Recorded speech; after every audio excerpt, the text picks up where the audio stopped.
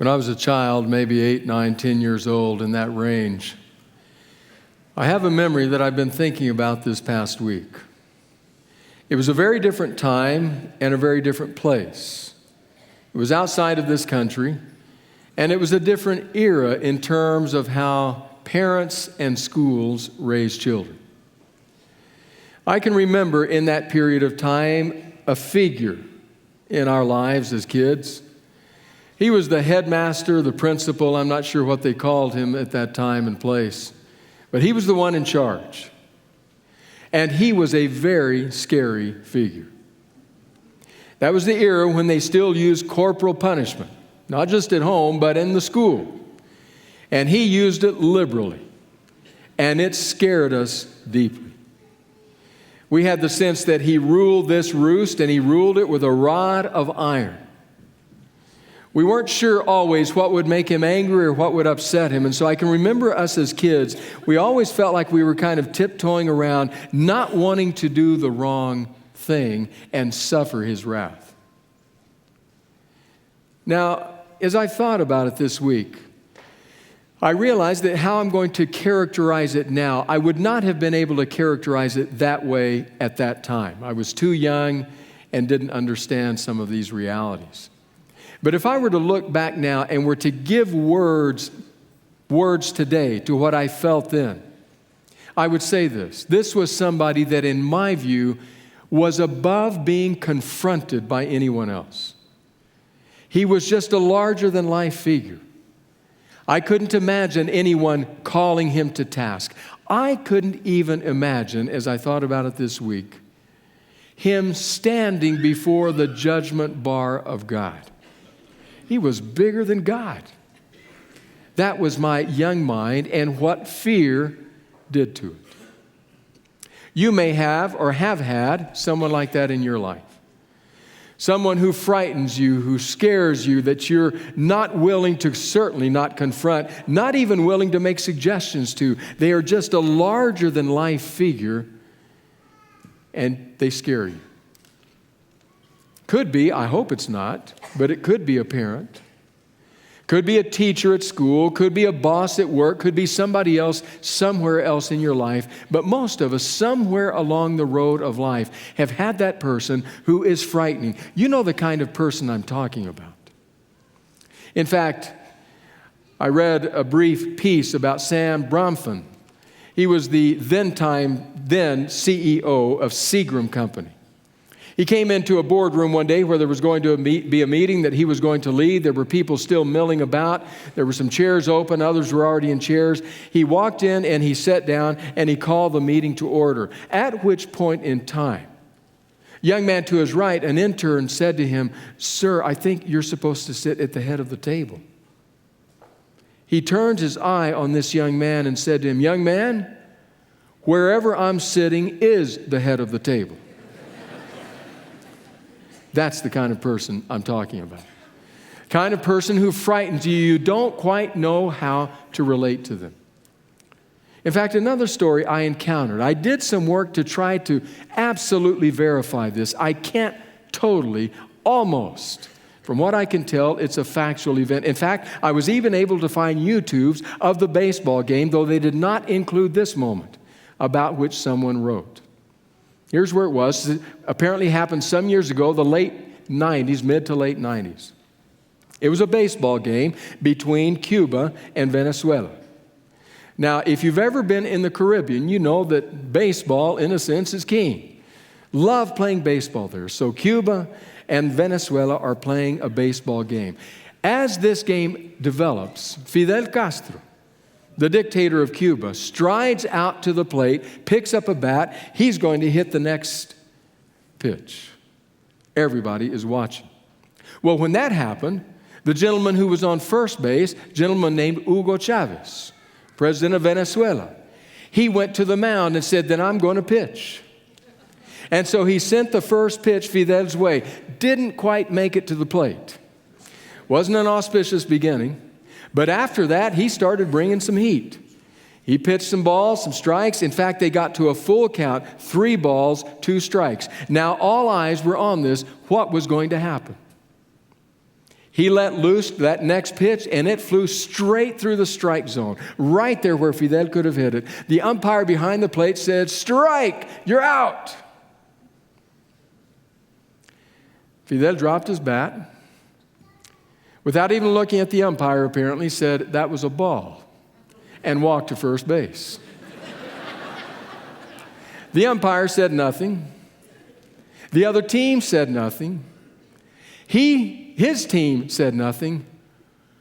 Hugo Chavez said nothing. And the game continued. In fact, commenting later on the incident, Castro is said to have just laughed and said about Hugo Chavez, well, it wasn't his best day of pitching. That's the kind of person I'm talking about. The kind of person that no one wants to confront. No one wants to call to account. You may have had someone like that in your life. If you've had that, you know the fear and the sorrow and the struggle that creates. We all know what it creates on a worldwide level because we all know the list of names, the tyrants of history, the Pol Pots of the world, the Joseph Stalins of the world, the Idi Amins, the Adolf Hitlers. The list could just go on. No one can confront, no one can call to account. In fact, those under their power probably have a hard time picturing even God calling them to task. Well, to that list, add one more name. Add the name Belshazzar. Belshazzar, king of ancient Babylon. Our text today will tell us that Nebuchadnezzar was his father. It's actually a figure of speech. It would be better stated Nebuchadnezzar was his predecessor. But now it's Belshazzar who's on the throne in Babylon, and things are not looking good. Now remember, this is Babylon, the mighty dominant empire at that period of time in the ancient world. But things are happening about Babylon because somewhere an army is headed toward Babylon. The Persian army is coming. In fact, about 50 miles away up the river, they have had a bloody battle in October of 539, finally winning out and conquering that city. The following day, they crossed the Euphrates River, went to the next city they were going to conquer, and the city just laid down their arms, put up their hands, and said, no fighting. We're done. We surrender.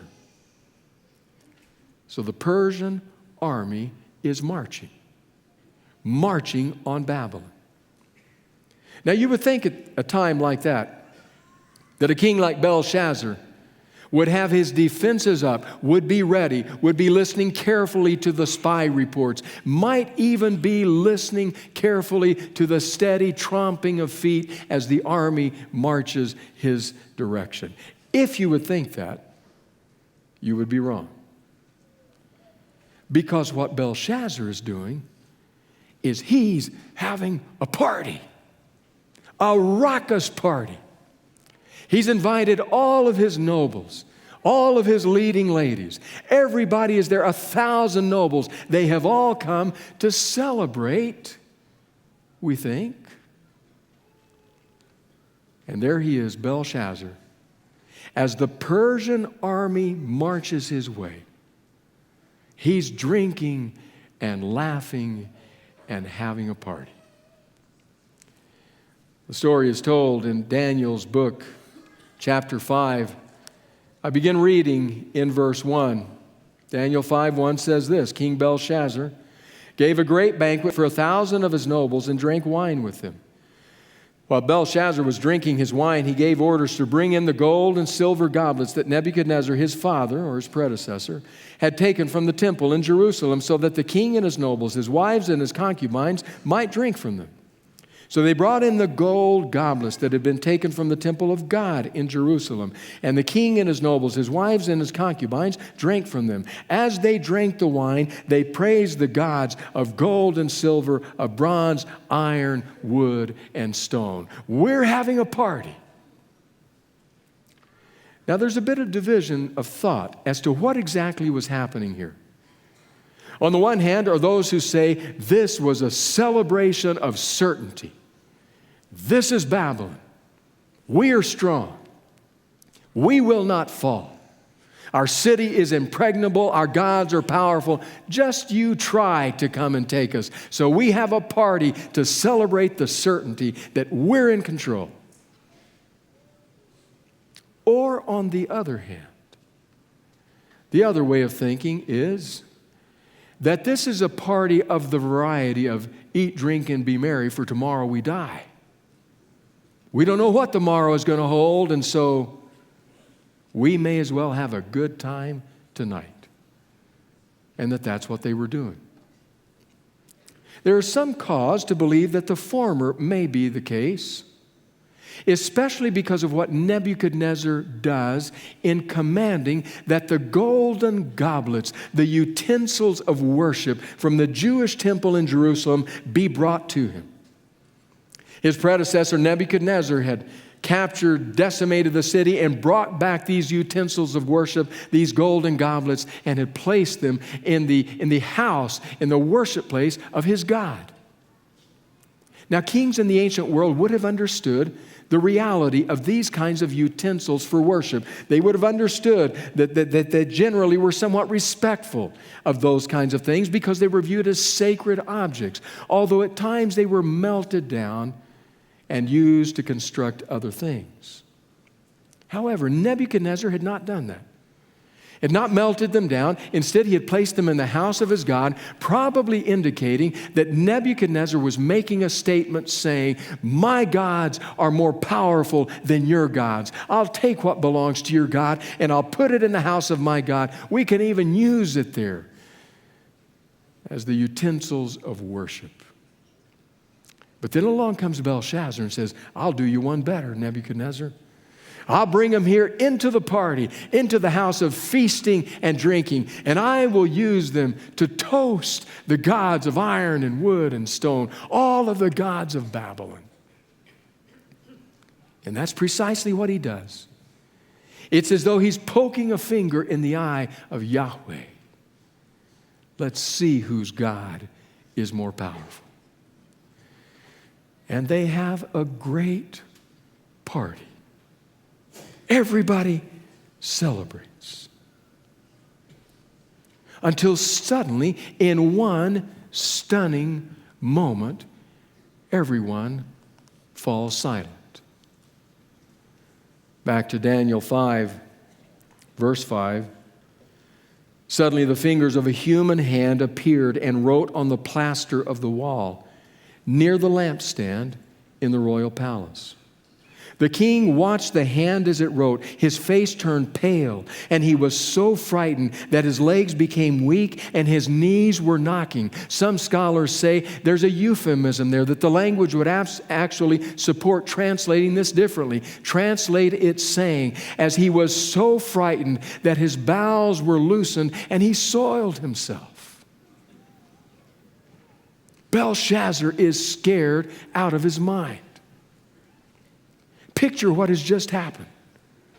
From one moment in time, being the king of the world, holding aloft the golden goblets from that God over in Jerusalem, singing the praises of my God in the midst of all the other people of power, to the next moment, a shaking, soiled, stinking coward. A disembodied, bloodless hand writing words. Now, you know what Belshazzar does. Call the diviners, call the enchanters, call the magicians. You'd think by this time in Daniel they would have learned. This is the third time. And every time they come, their answer is the same. I don't know. We can't say. But he calls them in anyway, only to get the same answer that Nebuchadnezzar twice before him received. We don't know. We can't read what's on the wall. And then it is, says the text, that the queen mother comes in uninvited, unannounced. Comes in and says, King Belshazzar, I know who you need. There's a man in your kingdom in whom is the spirit of the holy gods. He worked with your father, your predecessor, Nebuchadnezzar. He interpreted things for him. You need to call him. Call Daniel. Now picture what that would have been like for Belshazzar. First of all, this is a conquered kingdom. Your own kingdom has destroyed them, has brought home all their accoutrements of worship. You have just been sticking your finger in their God's eye. And this is an exile. What does he know? I certainly don't want to call him in here to define and interpret for me something that comes possibly from a God that I have been mocking. But the queen is clear. Call Daniel. Call Daniel. He is the one you need. And so Daniel is summoned. Verse 13. So Daniel was brought before the king, and the king said to him, "Are you Daniel, one of the exiles my father the king brought from Judah? I've heard that the spirit of the gods is in you, and that you have insight, intelligence, and outstanding wisdom. The wise men and enchanters were brought before me to read this writing and tell me what it means, but they could not explain it. Now I have heard that you are able to give interpretations and to solve difficult problems. If you can read this writing and tell me what it means, you will be clothed in purple and have a gold chain placed around your neck, and you will be made the third highest ruler in the kingdom." Then Daniel answered the king, "You may keep your gifts for yourself. Give your rewards to someone else. Nevertheless, I will read the writing for the king and tell him what it means." If you listen carefully, you pick up a clear disrespect on the part of Belshazzar toward Daniel. I've heard, he says it a couple of times, I've heard you can do these things, if you can. Are you one of the exiles my father brought from Judah when we conquered your kingdom? Is that who you are? Putting him in his place. But at the same time, you can sense a very clear dismissiveness on the part of Daniel toward Belshazzar. He just responds and says, "Keep your gifts for yourself.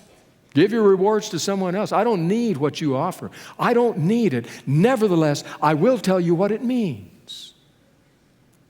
You'll remember back that Daniel and Nebuchadnezzar seemed to have a somewhat cordial relationship at times. In fact, there were even moments when Daniel made expressions of empathy, of pathos toward Nebuchadnezzar. When he saw what the meaning of the dream was, he said, "Oh, Nebuchadnezzar, I wish this were for one of your enemies. I wish this were intended for one of your foes." There seems to have been a respect there. That's all gone with this young upstart of a ruler.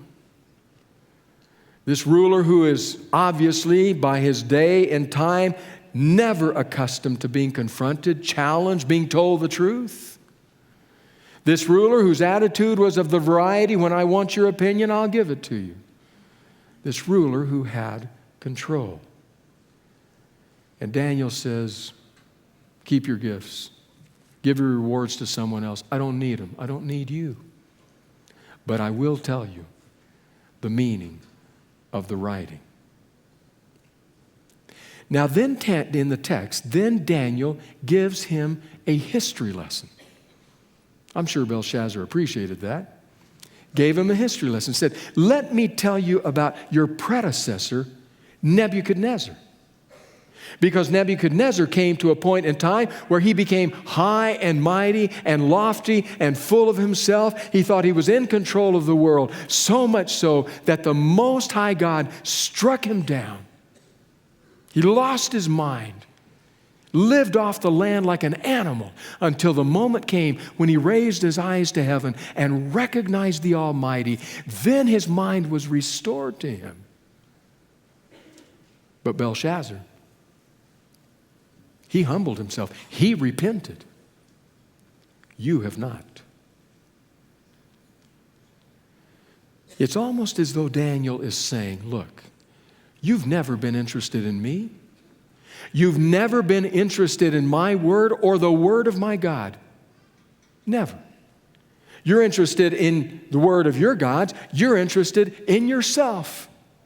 The hedonistic lifestyle that you live. All you want to know is what's within you. It's almost as though he's saying that.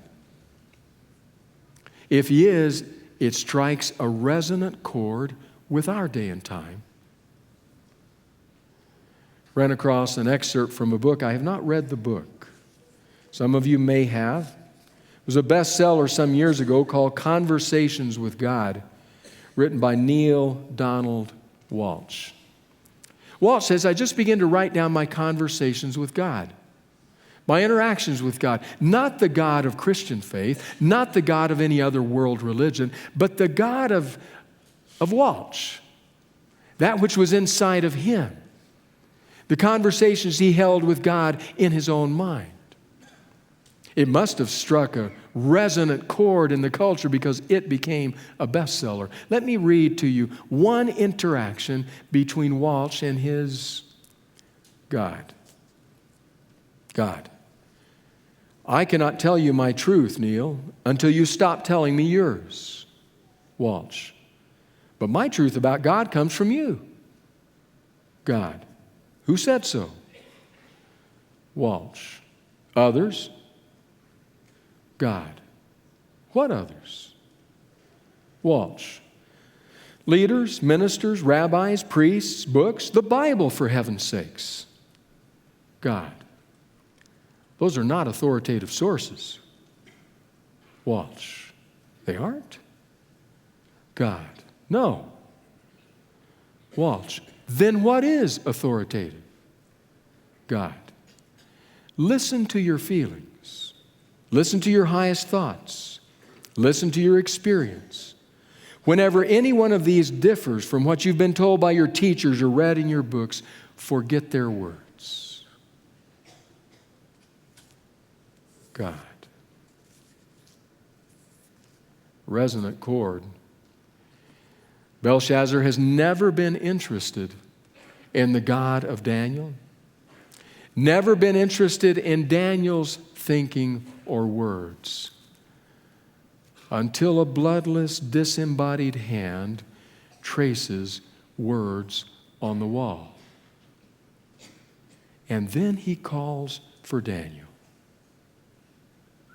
Daniel, can you tell me what it says? Can you tell me what it means? Verse 22.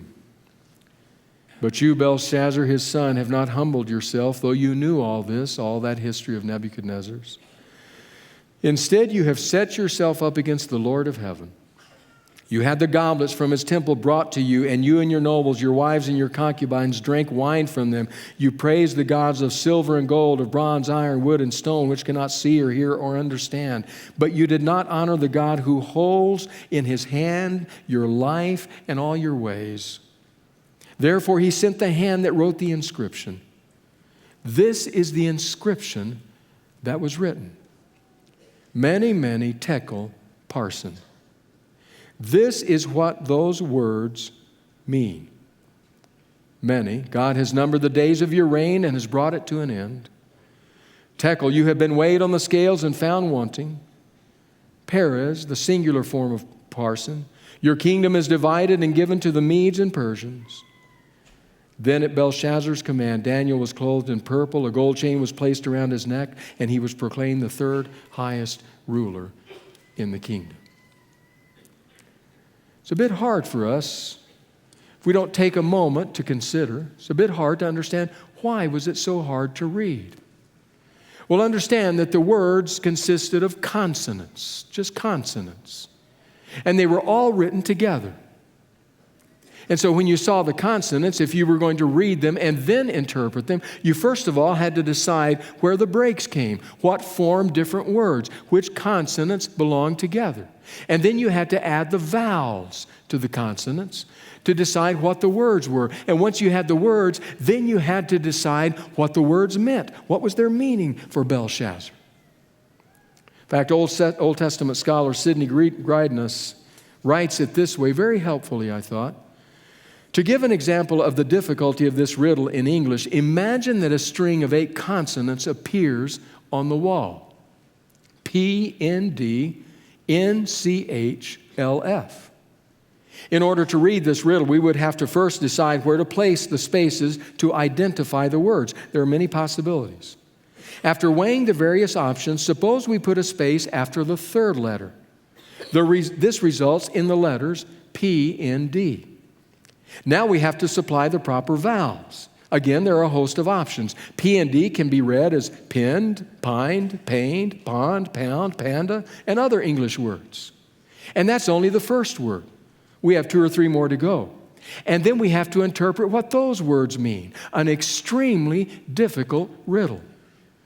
Small wonder the Babylonian wise men are stumped. They cannot even read the writing, let alone give its interpretation. So call Daniel. And Daniel comes and stands before the proud potentate who is now filled with fear.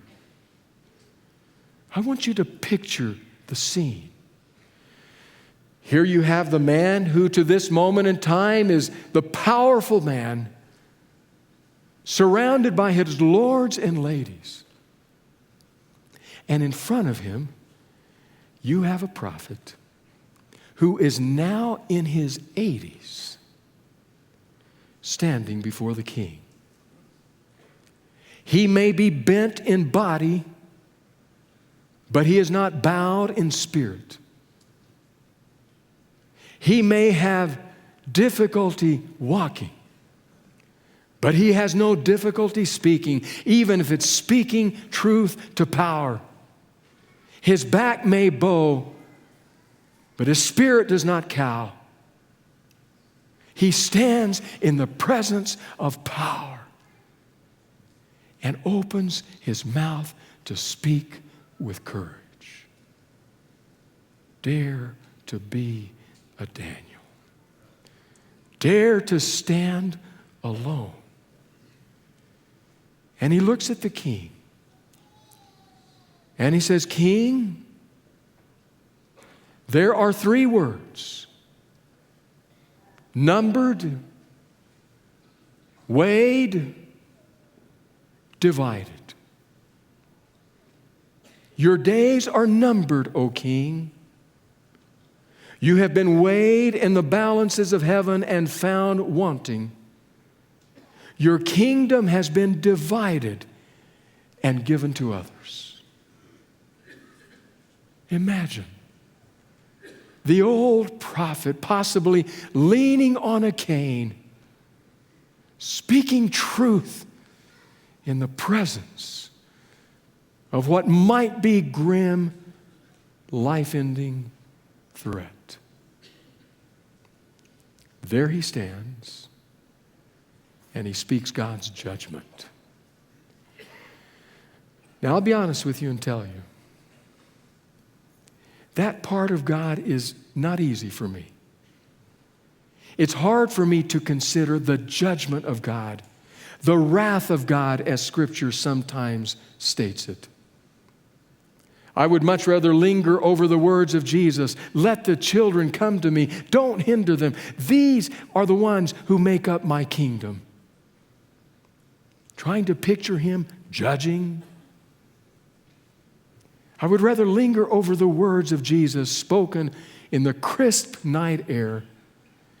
For God so loved the world that he gave his only Son, that whoever believes might live.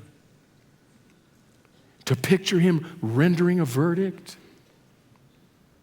I'm more drawn to the God of John's pen. Whoever says they know God must love. Why? Because God is love. And now picture that God judging.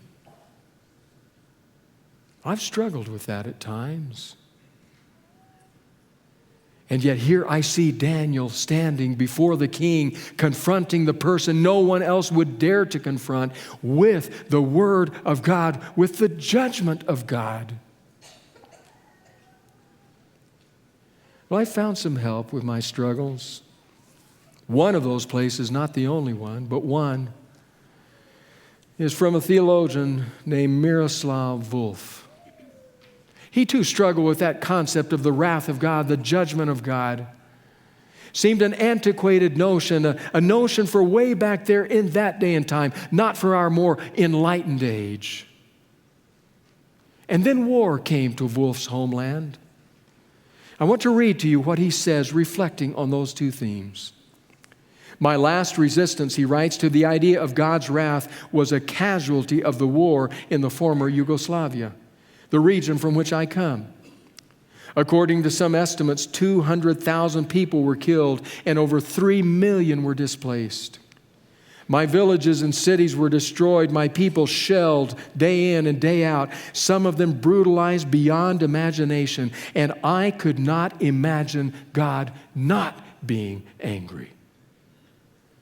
Or think of Rwanda in the last decade of the past century, where 800,000 people were hacked to death in 100 days. Hacked to death, 800,000. How did God react to the carnage? By doting on the perpetrators in grandfatherly fashion? By refusing to condemn the bloodbath, but instead affirming the perpetrator's basic goodness? Wasn't God fiercely angry with them? Though I used to complain about the indecency of the idea of God's wrath, I came to think that I would have to rebel against a God who wasn't wrathful at the sight of the world's evil. God isn't wrathful in spite of being love. God is wrathful because God is love. Parent, if someone brutalized your child, tortured them, killed them, and you felt no wrath, would we call that love? And so Daniel says, Belshazzar, you have been called to stand at the judgment bar of God. And at that judgment bar you have been weighed, found wanting. Your days are numbered. Your kingdom has been divided and given to another. The end comes swiftly. In fact, scholars and historians believe we actually know the date, the evening of October 11, 539 BC, the morning of October 12, 539 BC. This is what happened. The last words of the fifth chapter of Daniel. That very night Belshazzar, king of the Babylonians, was slain. And Darius the Mede took over the kingdom at the age of 62. That Persian army just kept marching. And on that night, and we believe it is legitimate history, on that night, they diverted the flow of the Euphrates, which flowed under the walls of Babylon, diverted it into a marsh. And then the soldiers of the Persian army slogged and tromped through the mud and the muck and the mire beneath the walls and into the city and into a palace where Herodotus says Babylon fell in the midst of a celebration. And there in that celebration, they found Belshazzar. His name means this. Bel is another word for the Babylonian god Marduk. Belshazzar. Bel, protect the king. That is where he had placed his trust. And yet those warriors and their swords found their mark, and his kingdom ended. But Babylon lives on.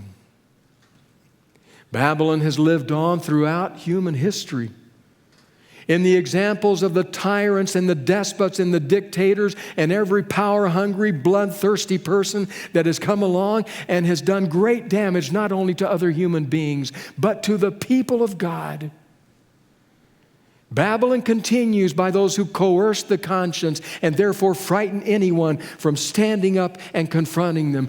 Babylon refuses to be held accountable until an old prophet,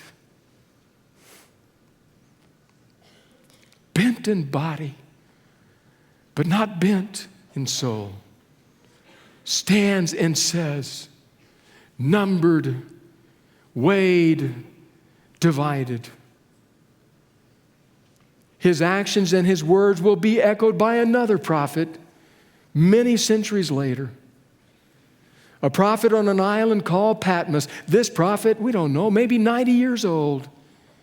Also bent in body but not stooped in soul. Who will pick up the refrain of Daniel 5 and who will write the words, another angel came crying out, Babylon the Great is fallen, is fallen. She who made all nations drink the wine of her maddening adulteries. She's become the haunt of every demon. Every unclean and foul spirit is in her. But God has judged her in one night. The Lord God Almighty reigns. 2 old prophets standing up and calling to account those whom no one else would. Their courage, their words are stunning. I don't know where you are today. It could be that somewhere in your life is a figure. Maybe, I hope not, maybe a parent, possibly a boss, a teacher, somebody in your world and community that scares you, that frightens you, whom you do not have the courage to confront. Or maybe your fear comes from the increasingly volatile international scene and what could happen next. If that's you this morning, then just know this.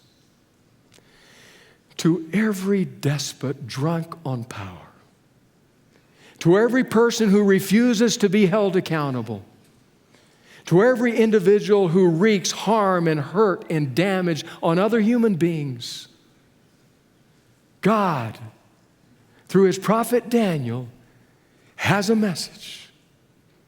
The writings on the wall.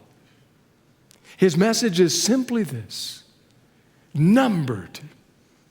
Your days are numbered. I only have 2 responses to that. Amen. And may it be soon. Amen. God of grace, if we are honest, our hearts are deeply stirred by these aged warriors, by their courage, by their clarity of vision, and by the Spirit of God who lived within them. Gracious God, give us that courage. Let us dare to be a Daniel. Amen.